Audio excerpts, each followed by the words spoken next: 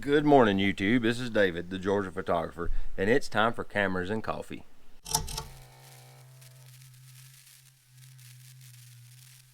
Today on Cameras and Coffee, I'm going to talk about, does your camera, well, I got a couple of subjects actually, but does your camera do everything you need, or are you on the search for gear to try and fill an empty space that really isn't there? Okay, I have a list of criteria to determine, do you really need that new piece of gear or not? 1, do you find your current device limiting your ability to create the image or slash art that you're wanting to create? 2, refer to number 1. That's it. Does your current equipment limit your ability to create the photos or art or whatever it is you're trying to do and prevent you from doing it?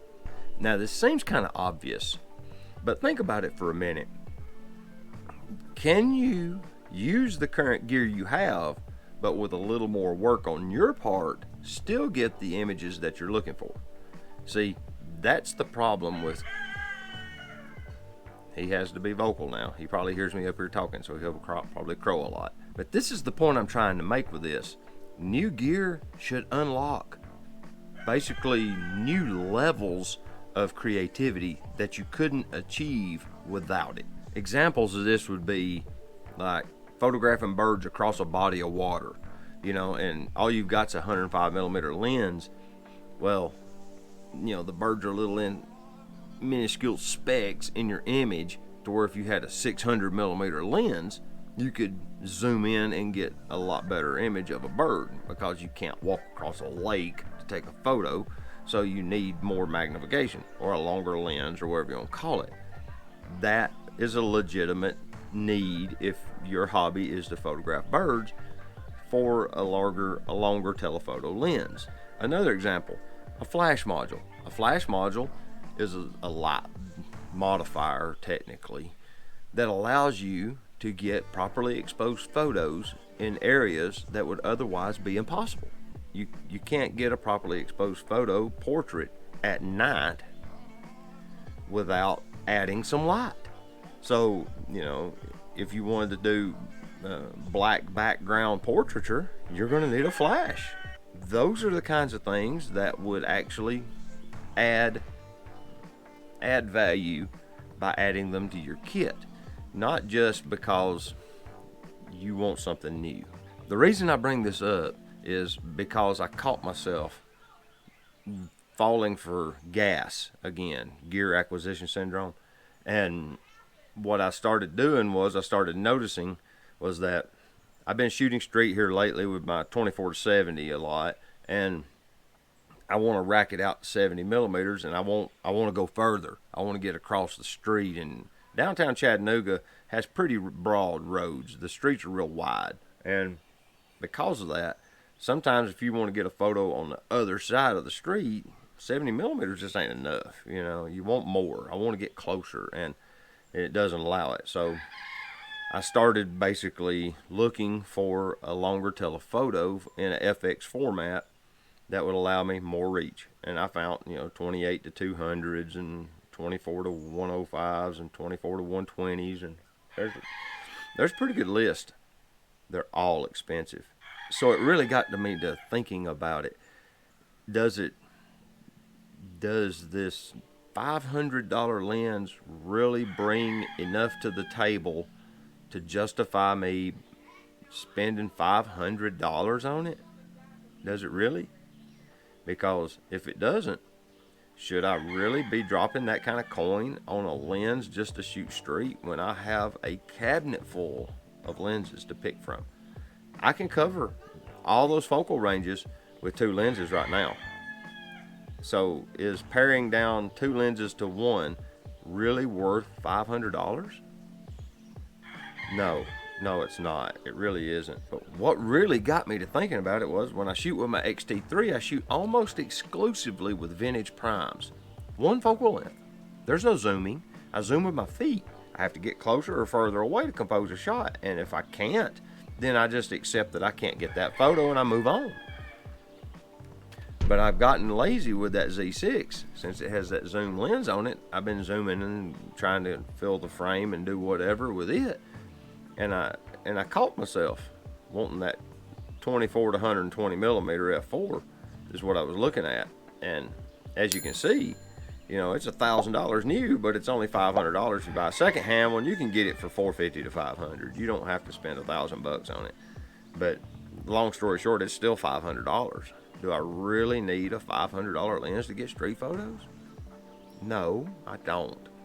And that just kind of hit home with me. I thought maybe I should be doing something different here, you know. Second thing that I want to talk about today is something that Grant brought up on our photo walk, and it really struck a chord with me when I got to thinking about it later. At the time, I took a stance that I shouldn't have really taken. We were walking across the UTC campus headed to the Fort Wood Historic District, and he just happened to mention how he'd like to take a workshop with some of the greats, you know, like Joe McNally or somebody like that, and basically try to get into their head and see how they see scenes, you know, for compositional purposes. And I actually gave him a pretty shallow answer at the time. I basically blew it off, and it was like, all they're going to do is just use wide angle until you get low or whatever, or get high, you know, they're just going to give you some kind of generic canned answer, you know, and we went on about our day. But I really got to thinking about it later, and who am I to say what you can or can't learn from someone else? That's completely up to the individuals, not me. I don't have that ability. I don't have that control or that power or whatever that word is that goes there. That was kind of wrong of me to even think like that. So, you know, if you're thinking about a workshop and you wanna take a workshop from somebody, maybe you want to do the streets of New York with Hugh Brownstone. Do it. You know, if you come away with nothing, then maybe that you figured it out that you know, you can't glean anything from somebody else. But if you come away with one little nugget of information, it was probably worth it. You know, it's not up to me to make that decision. And I felt like I should at least talk about that a little bit in my vlog and bring it up, because it was so easy just to gloss over it and just say, you know, no, they're just going to tell you to do this or that and give you some kind of canned answer. But I have never been to these workshops. I don't know how these people think or operate. How can I make that decision with no inside information? I take that decision, if you want to call it that, or that opinion or whatever it is, from internet culture, because everybody has ready access. Cats are down here playing. They're climbing the handrail and running across the porch, so it keeps distracting me. But everybody has ready access to all of the information basically ever recorded at their fingertips in the modern industrialized world. And we get very used to being the smartest person in the room, and you know, or the most educated, or whatever the word is, you know, because you got all this ready data handy. It don't always make you the smartest or the most educated.